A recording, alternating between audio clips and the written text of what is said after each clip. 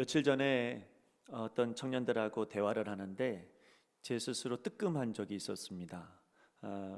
청년들과 대화하다 보니까 나도 모르게 그 제 말투 속에 옛날에는 말이야 이렇게 얘기하더라고요.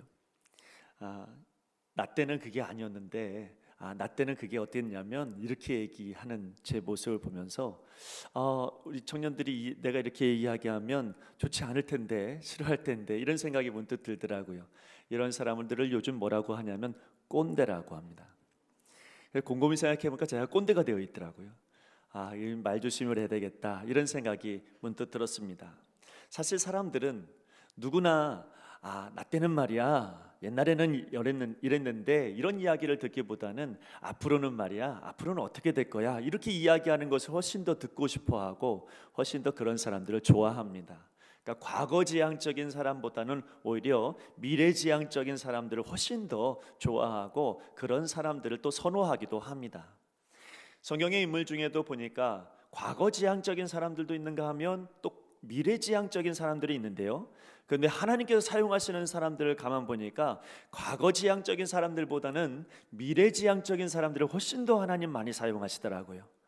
성경 말씀해 보니까 여호수아에 갈렙이라고 하는 사람이 등장하는데 이 사람이 과거지향적인 사람이 아닙니다. 굉장히 진취적이고요, 굉장히 미래지향적인 그런 사람입니다. 갈렙이라고 하는 사람은 우리가 알고 있는 것처럼 출애굽 1세대입니다. 그러니까 가나안 땅에 들어가는 사람 중에 출애굽 1세대는 여호수아하고 갈렙밖에는 없어요. 그러니까 이들이 참으로 많은 역사의 흔적들을 가지고 있는 사람들입니다. 특별히 이 갈렙이 얼마나 귀한 것들을 많이 보았겠어요. 애국도 보았을 것이고 홍해를 건너봤을 것이고 또 만나와 메추라기도 보았을 것이고, 만약에 이 갈렙이 과거지향적인 사람이라고 한다면 많은 자기의 그 후손들한테 이야기했겠죠. 옛날엔 말이야 옛날에 홍해를 건넜을 때 너 홍해 건넜을 때 거기 있는 그 물고기 봤니? 보지 않았으면 말도 하지 마 이렇게 이야기할 정도로 과거를 계속 얘기하는 사람일 수도 있겠죠. 네, 사람들한테 이야기할 때에 구름기둥 불기둥 보았니? 나 옛날에는 아침에 눈 뜨면 구름기둥이 보였고 밤에 보면 불기둥이 보였어 이렇게 이야기하면서 자기의 어떤 삶을 쭉 나열할 수도 있겠죠. 근데 성경 말씀에 보니까 갈렙이 자기 과거에 대해서 이야기하는 것들이 여러분 자기의 미래적인 이야기를 위해서 사용했지 절대로 자기의 자랑으로 삼지는 않았습니다. 그래서 이 갈렙이라고 하는 사람의 인물을 연구하다 보면 굉장히 진취적이에요. 그래서 앞으로 이 산지를 내게 주소서. 아무도 헤브론이라고 하는 이 땅에 안악 자손이 너무 크고 장대하기 때문에 이겨낼 수가 없는 그런 곳이었을 때 갈렙이라고 하는 사람이 우리 유다 족속, 우리 유다 지파에게 주십시오 이러면서 여러분 이야기했던 갈렙, 참 미래지향적이고 진취적인 그런 사람이었습니다. 여러분 과거지향적인 그런 과거의 자기 영광만을 붙잡고 살아갔던 사람들은요 다 광야에서 죽었어요. 그러니까 이제 가나안 땅에 들어간 사람들은 어떤 사람들이냐면 다 여러분 이 가나안 땅을 소유하겠다, 이 가나안 땅이 내게 주신 약속의 땅이다, 이런 사람들, 결국 여호수아와 갈렙만이 그 땅을 차지하게 되어지고 그리고 많은 믿음의 사람들이 가나안 땅에 들어가게 된 겁니다. 과거를 너무 지향적으로 과거만 붙잡고 살아가고 자기의 영광만을 드러내려고 하면 그러면 그런 사람들은 다 매장지가 광야가 되었던 것이죠. 자기 고집, 자기 생각으로 가득한 곳, 그곳은 여러분 그곳에는 언제나 죽음만이 있었고요, 항상 미래를 바라보면서 하나님의 통치를 기대했던 그 사람들만이 하나님의 백성이요 하나님의 뜻을 이루는 사람이 됐습니다. 광야, 여러분 이 광야라고 하는 것은 그래서 하나님의 통치가 없이는 살 수 없는 공간, 그렇게 우리는 파악할 수가 있습니다. 광야 안에서 자기 고집 부리면요 하나님의 통치를 무시하면 다 그 자리가 자기의 매장제가 됩니다. 그러니까 여러분 홍해를 가르는 일이 내 영광 아닙니다. 홍해를 갈랐던 일은 하나님의 역사고 하나님의 통치지 내가 노력하고 내가 수고해서 얻을 수 있었던 그런 결과물이 아니라는 거죠. 만나와 메추라기를 우리가 매일매일 먹고서 살할 수 있었던 그들의 인생은 광야 생활 속에서 하나님이 역사해 주셨으니까 만나와 메추라기를 먹은 겁니다. 사람이 할 수 있는 일이 아니라는 이야기죠. 심지어 물 한 모금도 광야 생활하면서 하나님의 통치 없이는 물 한 모금도 먹을 수가 없습니다. 그게 광야입니다. 그러므로 여러분, 이 광야라고 하는 곳은 곧 매일매일 하나님의 통치가 아니고서는 살 수 없는 곳, 그곳이 광야다, 이렇게 말할 수 있는 거죠. 그런데 여러분, 그 스데반이라고 하는 사람이요, 사도행전 7장 말씀에 뭐라고 이야기하냐면, 이스라엘 백성들이 40년 동안 광야 생활을 했는데 이 40년 동안의 광야 생활을 뭐라고 설명했냐면 이게 바로 광야 교회다, 이렇게 말했어요. 왜냐하면 40년 동안 그들이 살아가면서 교회가 뭡니까? 교회는 하나님이 주인이고 예수님이 주인이셔야 되는 곳이 바로 교회 아니겠어요? 하나님께서 도와주시지 않으면 교회가 서지 않고 주님께서 주인 되지 아니하시면 서지를 못하는 곳이 교회입니다. 그러므로 스데반이 이야기하는 교회는, 광야 교회는 이 광야 생활 동안 하나님께서 통치해 주셨기 때문에 이 삶 가운데서 하나님의 은혜로 살았던 그런 시간들이다, 이렇게 말하고 있는 거죠. 여러분, 오늘 등장하는 세례 요한, 이 세례 요한 과거 지향적인 사람이 아니라 미래 지향적인 사람입니다. 그래서 그에게 나오는 사람들이 다 한결같이 이야기하는 말들이 뭐냐면 이렇게 말하죠. 우리가 무엇을 하리까, 이렇게 질문합니다. 그러니까 이 세례 요한에게 나왔던 모든 사람들이 질문을 하고 이제 말을 할 때 세례 요한이 이제 말씀을 전하니까 그들이 마음 가운데 찔려서 어떻게 말하냐면, 그럼 우리가 어떻게 살아가야 되죠? 우리가 무엇을 해야 됩니까? 이렇게 질문합니다. 과거 지향적인 것이 아니죠. 내 과거는 이랬습니다, 내 과거에는 이랬는데요, 그렇게 말하고 있지 않습니다. 우리는 그럼 어떻게 살아가야 될까요? 이렇게 질문하죠. 여러분, 우리는 이 질문이 다른 누군가의 질문이 아니라 저와 여러분의 질문이기도 합니다. 여러분, 우리는 날마다 과거에 이랬습니다, 저랬습니다, 이게 아니라 지금은 어떤 삶을 살아야 되냐면, 지금은 우리 어떻게 살아야 되지? 지금 우리가 어떻게 살아가야 될까? 이것이 우리가 가지고 있는 아주 무거운 질문이 될 수밖에 없습니다. 아무도 코로나 이전의 시대를 생각하면서 우리 과거에 코로나 이전에는 이렇게 살았는데 이렇게 말해도 여러분 이유할 필요가 없습니다. 지금은 코로나 이후에 어떤 삶을 살아가야 될까? 지금 이 순간에 어떤 인생을 살아가야 되는 것인가? 이게 너무 소중한 그런 질문이 되어버리고 말았습니다. 여러분, 날마다 두려움 속에 살게 만드는 이 환경에 우리가 지금 놓여져 있잖아요. 이 힘든 환경 속에서 사람들은 하나님 외면하잖아요. 그리고 기독교를 비난하기도 하고 하나님을 욕하기도 합니다. 그러나 사실 이것이, 이 시대가요, 역설적으로 이야기하면 정말 하나님이 필요하기 때문에, 정말 예수님이 필요하기 때문에 그들이 하나님을 비난하고 있다고 저는 생각합니다. 하나님 비난하는 이유는 뭐냐면, 하나님 살아계셔서 지금 인도해 주셔야지, 하나님 살아계시면 지금 뭔가 일을 벌이셔야 되지. 여러분, 사람들은 지금 하나님 필요한 거예요. 지금은 예수님 필요한 거예요. 그렇기 때문에 지금 더욱더 두렵고, 그렇기 때문에 더욱더 지금 마음 가운데 분노가 일어나기도 하는 것입니다. 지금 우리는 마치 광야와 같이 하나님의 도우심이 아니면, 하나님의 통치가 아니면 온전히 살 수 없는 그런 환경에 우리가 다 속해 있는 거예요. 그래서 우리 질문은 뭐가 돼야 되냐면, 하나님, 우리 과거는 이랬잖아요. 그게 아닙니다. 하나님, 우리가 이 시기에 이 환경 속에서 어떻게 살아가야 될까요? 하나님, 지금 이 환경 속에서 우리는 지금 무엇을 바라보면서 살아가야 될까요? 이것이 바로 저와 여러분의 오늘의 질문입니다. 그런 의미에서 오늘 우리는요, 광야에서 외치는 자의 소리라고 불렸던 이 세례 요한이 무슨 이야기를 하는지를 주목해야 돼요.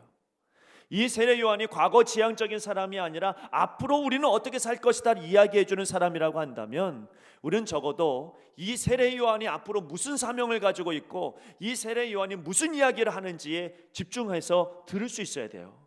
왜냐하면 우리의 질문이 그거거든요. 우리의 질문이 앞으로 우리는 어떻게 살아가야 될까?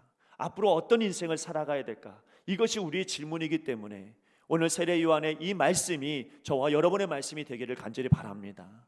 세례 요한이 외쳤던 그 외침이 단순하게 그 2000년 전의 외침이 아니라 지금 당장 나에게 있어서, 하나님의 통치가 필요한 나에게 있어서 주님의 외침, 이 세례 요한의 외침이 우리의 귀에 들리기를 소망합니다.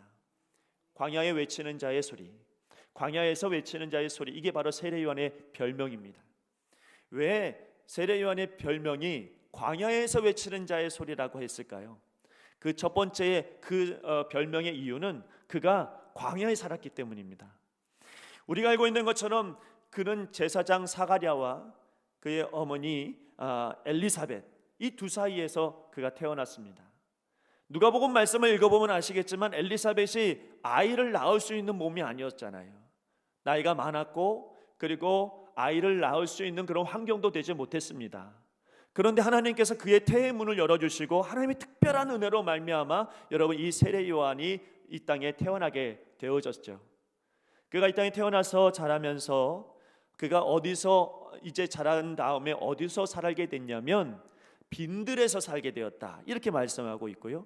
그가 시간이 되어서 사람들 앞에 등장했을 때 그의 모습은 무엇을 입고 있었냐면 낙타털을 입고 있고 그리고 허리에는 가죽띠를 띠고 있고 그리고 역청을 먹고 있고 그런 아주 광야에서만 살 것 같은 그런 사람의 모습으로 이제 사람들 앞에 보이게 된 것입니다.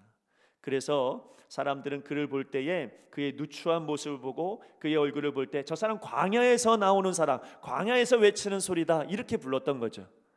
그러나 단순하게 그의 삶이 광야에서 살았기 때문에, 그의 인생이 광야의 인생이었기 때문에 그를 광야에서 외치는 자의 소리 이렇게 부르지 않았고, 그가 살았던 그 시대가 광야였기 때문에 더욱더 이 말에는 의미가 있습니다.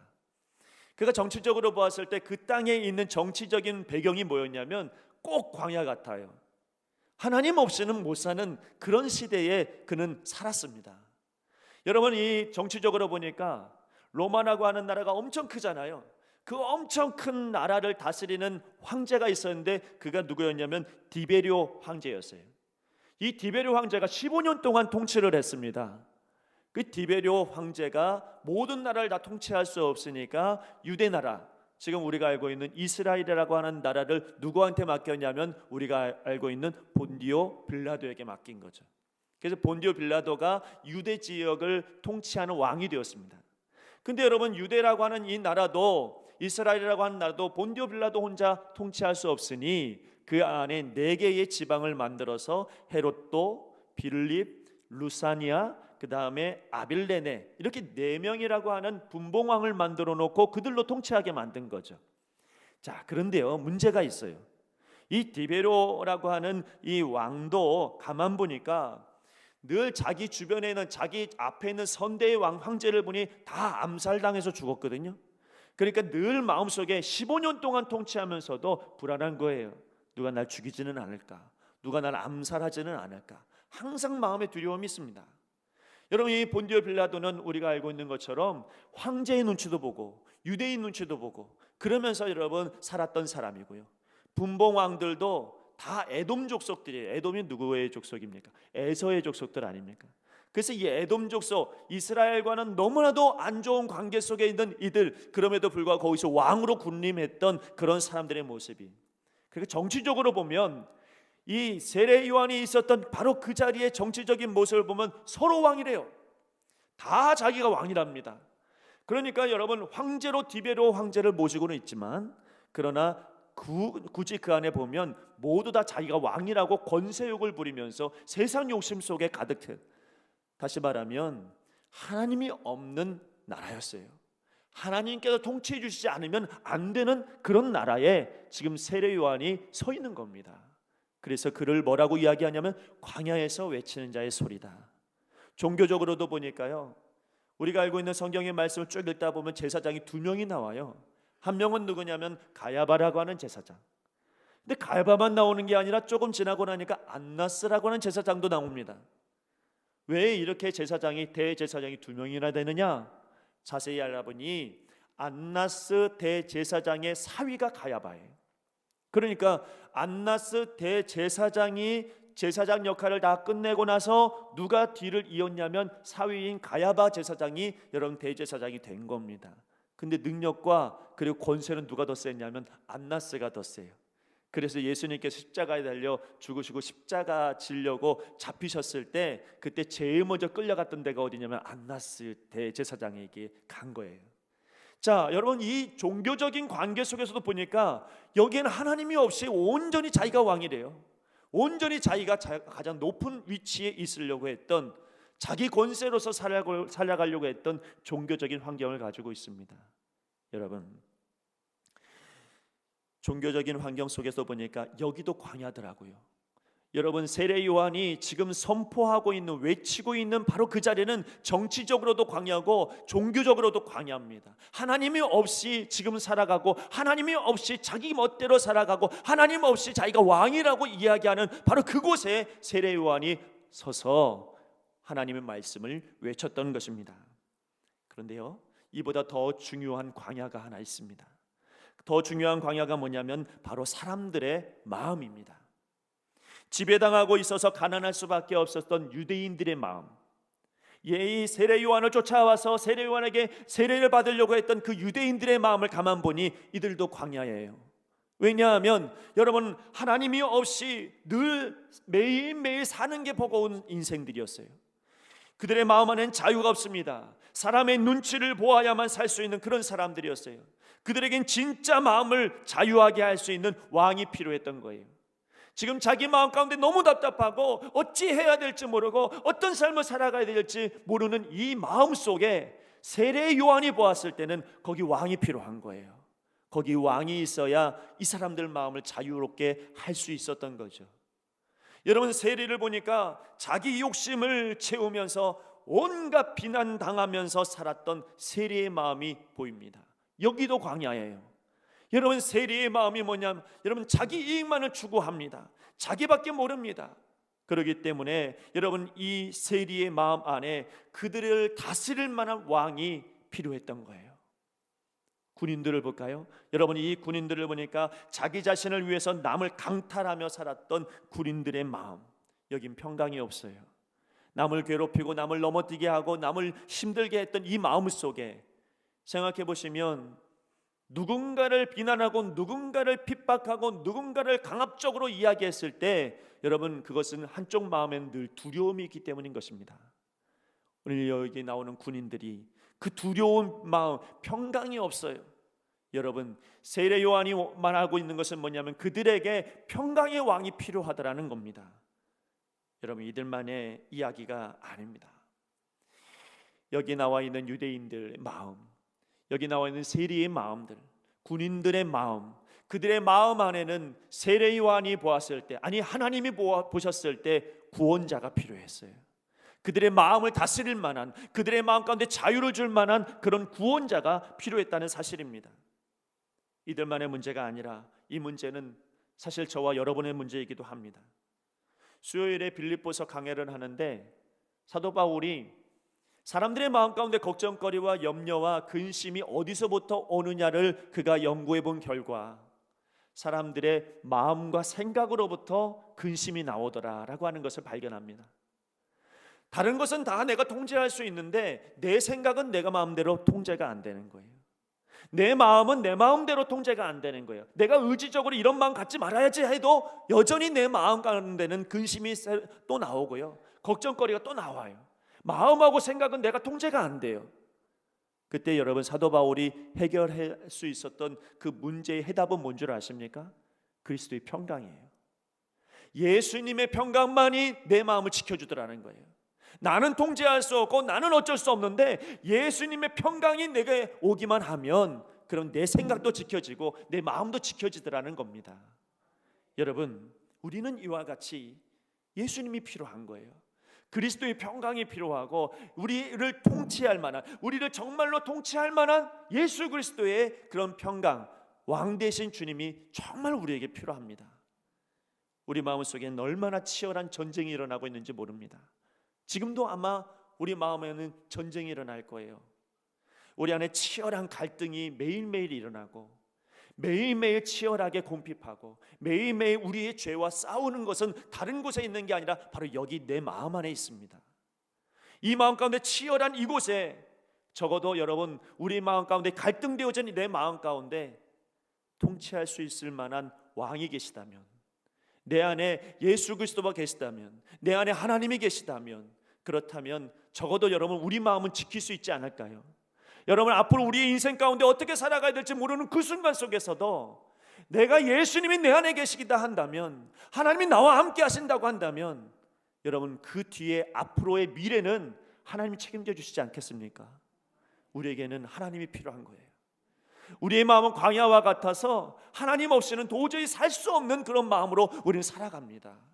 그러나 오늘 우리가 함께 나누는 이 본문의 말씀, 세례 요한이 가지고 있었던 사명은 뭐냐면 바로 우리의 마음 가운데 이 광야 같은 마음에 왕으로 주님을 모셔야 된다는 사실입니다. 예수 그리스도만이 우리의 왕이시고 그분만이 우리를 다스리실 수 있다라고 하는 믿음이 우리 가운데 분명히 있어야 하는 것입니다. 세례 요한은 광야에서 외치는 자였습니다. 그래서 뭘 외쳤을 것 같습니까? 우리 안에 하나님 필요하다고. 지금 우리에게 필요한 분은 하나님밖에 없다고. 그분이 왕으로서 우리 가운데 오실 것이라고. 그러면 그 왕 앞에서 우리가 이제는 길을 닦아야 되겠다고. 주님 맞이할 만한 준비가 되어야 하겠다고. 이제는 주님을 맞이할 만한 그런 마음의 준비가 필요하다고. 그렇게 세례 요한이 지금 외치고 있습니다. 그 방법이 회개입니다. 회개함으로 하나님 앞에 나아가면 하나님께서 예수 그리스도를 우리에게 보내주실 때 우리가 회개함으로 말미암아 그분을 왕으로 모신다면 내 마음은 이젠 전쟁이 아니다. 내 마음에 이제는 불평과 원망이 있는 것이, 근심이 있는 것이 아니다. 내 마음은 이제는 광야와 같지 않을 것이다. 이제는 주님이 통치하시는 아름다운 하나님의 나라가 될 것이다. 여러분, 이 세례 요한의 이 외침이 여러분의 귀에 들리십니까? 오늘 우리의 마음 가운데 이 말씀이 들려져야 우리가 미래의 하나님의 은혜 가운데 살 수 있는 하나님의 사람이 되는 것입니다. 이스라엘의 광야를 가보니까 그곳에는요 참 골짜기가 많아요. 그래서 바람의 영향을 받았을 것이고 1년에 2번 온다는 엄청난 비의 영향도 분명히 받았을 겁니다. 이 비의 영향이나 바람의 영향이나 여러 가지 영향을 통해서 받다 보니까 광야가요 그냥 우리가 알고 있는 사막과 같은 곳이 아니라 저와 같이 깊은 골짜기를 만들어 놓고 굉장히 높은 산들로 세워져 있고 끊임없이 굽이져 있는 그런 골짜기가 참 많습니다. 막상 가보니까 여러분 그 안에 들어가지도 못하게 해요. 왜냐하면 너무 여러분 험해서. 그래서 여러분 멀리서 보는 거예요. 이스라엘의 광야는 저런 곳이구나 라고 하는 것을 보면서, 여러분 저런 광야 같은 우리 마음이구나 라고 하는 것을 보면서 세례 요한의 외침이 여러분 우리 마음 가운데 다시 한번 새겨지기를 원합니다. 세례 요한의 사명은 무엇이냐면 이런 광야와 같은 곳에 주님을 모시도록 준비하는 일이었습니다.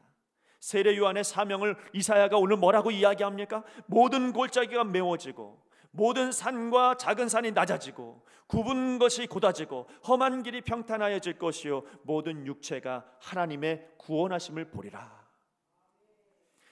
그의 사명은 뭐냐면 왕을 광야와 같은 이 현실 속에 모시는 거예요. 여러분 우리 마음속에 깨끗하게 길을 닦는 일, 그것이 바로 세례 요한의 사명이었습니다. 그래서 여기 나오는 골짜기나 모든 산과 작은 산이나 굽은 것이나 험한 것이나 이런 모든 것들이 다 뭐냐면 주님이 내 마음에 오셔야 되겠는데 나를 방해하고 있는, 그 앞을 방해하고 있는 모든 것들을 표현하고 있는 거예요. 그래서 세례 요한은 뭐냐면 이거 골짜기를 메워야 되지 않겠냐, 이제 굽어진 것은 곧아져야 되지 않겠냐, 높은 산들은 깎여져야 되지 않겠느냐. 이렇게 되었을 때 주님께서 우리 안에 오셔서 왕으로서 우리의 마음을 치료하시고 우리의 마음을 변화시키시고 왕으로서 통치해 주시는 그날이 오게 될 것이다 라고 그는 분명하게 설명하고 있습니다. 여러분 마음의 골짜기가 뭘까요? 여러분 이 골짜기는 상처와 절망 그리고 불신의 골짜기입니다. 마음에 이 골짜기가 있음으로 말미암아 우리가 길을 제대로 만들지 못하여서 주님이 우리 가운데 통치하지 못하게 하시고, 우리가 끊임없이 주님을 믿는다고 하지만 주님이 내 마음을 주장하지 못하게 하는 이유는 뭐냐면 여러분 이 마음에 깊은 상처의 골짜기가 있기 때문이죠. 불신의 골짜기, 여러분 근심의 골짜기가 우리 안에 매일매일 파지기 때문에 그래서 주님이 우리 안에 온전하게 역사하지 못하도록 그렇게 방해하고 있습니다. 주님께서 여러분의 마음속에 오시려고 하는데 상처가 있습니까? 불신이 있습니까? 세상의 모든 짐은 다 자기가 지는 것처럼 한숨의 골짜기가 있습니까? 오늘 이 시간에 메워지십시오. 이 메워지는 역사가 오늘 이 시간에 있어야 합니다. 그것은 어떤 일로 가능하냐? 회개함으로. 하나님 앞에 회개함으로 말미암아 골짜기가 메워질 때 여러분 그 평탄한 길로 주님께서 오시는 거예요. 여러분 우리의 가운데 마음에 높은 산이 있습니까? 여러분, 오늘 세례 요한은 말하기를 그 높은 산이 꺾어져야 되겠다, 평탄해져야 되겠다, 그래야 주님께서 오실 수 있지 않겠느냐 말하고 있습니다. 우리의 고집들, 우리의 지식, 우리의 의지도 내려놔야 됩니다. 사실 마음이 높아진 사람, 교만한 사람은요, 마국간에 오신 예수님을 이해 못합니다. 자기가 만들었다라고 하는 인간에게 채찍을 당하시는 예수님을 이해하지 못합니다. 나를 위해서 십자가에 달려 죽으신다라고 하는 이 사실을 이해할 수가 없습니다. 왜냐하면 너무 높아져 있으면, 높은 곳에 있으면 예수님이 보이지 않는 거예요. 높은 곳에 있으면은요, 자기밖에 모르고 아무도 자기를 통제할 수가 없어요. 그러나 낮아지면 거기 임하신 예수님이 보입니다. 낮아지면 임재해 주시는 예수님의 은혜가 보이기 시작하는 거죠. 오늘 여러분의 마음 가운데 교만한 높은 산들이 있다면 회개함으로 말미암아 다 깎아내야 돼요. 성령의 은혜로 말미암아 다 깎아내리면 바로 그 자리에 예수님의 계심이 보이기 시작할 겁니다. 말씀이 말씀되어질 것이고 하나님의 은혜가 은혜로 받아들여지기 시작할 겁니다. 여러분, 마음에 굽은 것이 있습니까? 그거 회개함으로 곧게 하셔야 합니다. 우리의 자아상에 굽은 사람들이 있어요. 생각하는 것이나 말하는 것이나 또 모든 것들이 다 부정적이거나 비판적인 사람들이 있습니다. 마음이 굽어서 그래요. 주님께서 오셔야 하는데 정직하지 못합니다. 주님께서 오셔야 되는데 비판적입니다. 물론 비판적인 것이 때로는 나에게 도움이 되기도 하고 나에게 여러분 유익이 될 때도 있습니다. 그러나 적어도 하나님의 일을 하는 데 있어서 비판적이고 하나님의 일을 하는 데 있어서 부정적이면 하나님이 역사 못 봅니다. 하나님께서 역사하시고자 하는 모든 일들은 부정적인 사람 앞에서 보여질 수가 없습니다. 반드시 하나님의 은혜를 사모하는 사람들이 보이기 시작하고 하나님을 사랑하는 사람들이 결국은 하나님의 역사를 보게 되는 것입니다. 여러분, 이 마음이 굽은 사람들은요, 상대방의 단점만 보여요. 아니, 장점이 그렇게 많은데도 이상하게 단점만 보여요. 그래서 여러분, 언제든지 이 마음이 굽은 사람들은 그 단점을 집요하게 지적하고 집요하게 말하게 되어져 있습니다. 우리 예수님 기적을 베푸시고 우리 예수님 얼마나 많은 하나님의 일을 하십니까? 그런데 여러분, 바리새인들과 서기관들은 여러분 그 가운데서 어떻게 하면 저분의 약점을 잡을 것인가, 어떻게 하면 저 사람을 넘어뜨리게 할 것인가, 여러분 그렇게 혈안이 되어져 있어요. 왜 그렇습니까? 마음이 굽어졌기 때문이죠. 그러나 오늘 세례 요한이 우리에게 말하고 있는 것은 예수 그리스도께서 우리 안에 왕으로 통치하시기 위해서는 그 굽어진 거 버려야 된다. 그 잘못된 자아상 내려놔야 된다. 그리고 나서 곧게 해야 우리 주님께서 우리 안에 오신다. 이렇게 말씀하고 있습니다. 그러므로 여러분, 우리 세례 요한이 우리에게 말씀하시는 것은 회개해라. 회개해야 골짜기가 메워진다. 회개해야 높은 산이 낮아진다. 회개해야 여러분 굽어진 것들이 곧아진다 말씀하고 있습니다. 그러면서 회개의 열매를 말하죠. 여러분, 회개의 열매가 무엇입니까? 말만 하지 말라는 거예요. 말만 하지 말고 이제는 회개의 열매를 맺어라. 그래서 그 뒤에 있는 말씀들을 보니까 유대인들에게 뭐라고 말합니까? 그에게 찾아온 이들에게 하시는 말씀이, 야, 많이 가지고 있느냐? 그건 나누어줘. 회개했다고만 말하지 말고 나누어줘. 그것이 바로 골짜기를 메우는 것이다. 여러분, 세리들에게 뭐라고 합니까? 부가된 것 외에는 거두지 말라고 말합니다. 여러분, 군인들에게 뭐라고 하냐면 사람에게서 강탈하지 말며 여러분 거짓으로 고발하지 말고 급료를 족한 줄로 알라, 이렇게 말합니다. 생각해 보십시오. 삭개오가 여러분 끝까지 이기적이었으면 주님을 못 모시죠. 여러분, 삭개오가 끝까지 자기 이익을 추구했다고 한다면 주님을 못 모십니다. 근데 그의 마음 가운데 예수님을 모시고자 하는 마음의 준비가 되어져 있어서 그래서 자기 이익보다는 주님을 만나는 것이 더 중요하다 생각했을 때 그런 돌무화과 나무 위로 올라갔고 예수님은 그에게 내려오라, 내가 오늘 너의 집에 유하여야 하겠다 말씀하신 거예요. 여러분, 우리가 이기적인 마음을 아직도 가지고 있다고 한다면 주님 우리 안에 통치하실 수 없습니다. 그러나 여러분, 내 마음에 있는 모든 것을 내려놓고 주님 바라보면 주님은 어느 순간에든지 나에게 길을 인도해 주실 거고 필요한 일들을 책임져 주실 것이고 분명한 하나님의 역사를 우리 앞에 보여주실 것입니다. 어디가 광야입니까? 광야는 죄악으로 가득한 또 희망이 없는 이 세상일 수 있습니다. 지금 우리의 현실이 광야와 같습니다. 그러나 더 큰 광야는 바로 우리 마음입니다. 높아져 있고 골짜기로 만들어져 있고 굽어져 있는 우리의 마음, 이 마음이 바로 광야입니다. 우리에게는 그래서 예수님이 필요합니다. 그래서 우리에게는 왕이 필요하고, 그래서 우리에게는 하나님이 필요합니다. 마음의 깊은 상처로, 오해로, 선입견으로 생긴 골짜기가 있습니까? 지금 절실히 주님이 필요한 마음인 거예요. 회개의 열매를 맺으시고 골짜기 안에다 날마다 말씀으로 채워 넣으시기를 바랍니다. 우리 안에 계속해서 교만한 마음으로 여러분 높은 산이 우리 안에 세워져 있습니까? 회개함으로 말미암아 깎아내리셔야죠. 낮아져야 됩니다. 겸손해져야 됩니다. 그래야 여러분 주님의 통치와 주님의 은혜를 경험합니다. 우리 안에 굽어진 마음이 있습니까? 아직도 여러분 단점이 보이나요? 아직도 여러분 악한 마음으로 세상을 봅니까? 여러분 이 굽어진 마음이 예수 그리스도로 말미암아 회개됨으로 말미암아 곧아져야죠. 그래야 주님의 통치하심이, 하나님 나라로 인도하시는 주님의 통치하심이 우리 마음 가운데 있을 것 아니겠습니까? 세례 요한의 이 외치는 소리가 다른 사람에게 들리는 소리가 아니라 나에게 들리는 소리가 되시기를 바랍니다. 하나님의 말씀이 다른 사람에게 들려지는 말씀이 아니라 나의 말씀이 되시기를 간절히 소망합니다. 조금 있으면 성탄절입니다. 무엇을 보시겠습니까? 무엇을 준비하시겠습니까? 어떻게 우리가 살아가야 될까요? 여러분 이것은 우리의 질문이지만 이 질문 속에 우리는 반드시 답을 오늘 말씀을 통해서 찾으시길 바랍니다. 세례 요한이 이야기한 것처럼 회개함으로 말미암아 주님을 우리가 필요하다고, 주님의 통치가 정말 필요하다고 여러분 이렇게 외치며 나아가는 하나님의 백성들이 다 되시기를 간절히 바랍니다. 기도하겠습니다. 하나님, 오늘 세례 요한이 외쳤던 이 외침이 고스란히 우리 귓가에 들리고 우리 마음 가운데 들려서 우리가 정말로 주님이 필요하심, 정말로 주님이 우리의 왕이심을 고백할 수 있는 하나님의 사람들이 되게 하여 주옵소서. 골짜기가 메워지게 하시고 아버지 하나님 높은 산이 낮아지게 하시고 굽이진 모든 길들이 평탄해질 수 있도록 인도하여 주시옵소서. 하나님이여, 이제 우리가 무엇을 위해 살아가야 될지를 분별하게 하시고 하나님의 영광을 위해 더욱더 하나님 빛난 믿음의 사람이 모습이 되게 하여 주시옵소서. 감사하며 예수님 이름으로 기도드리옵나이다. 아멘.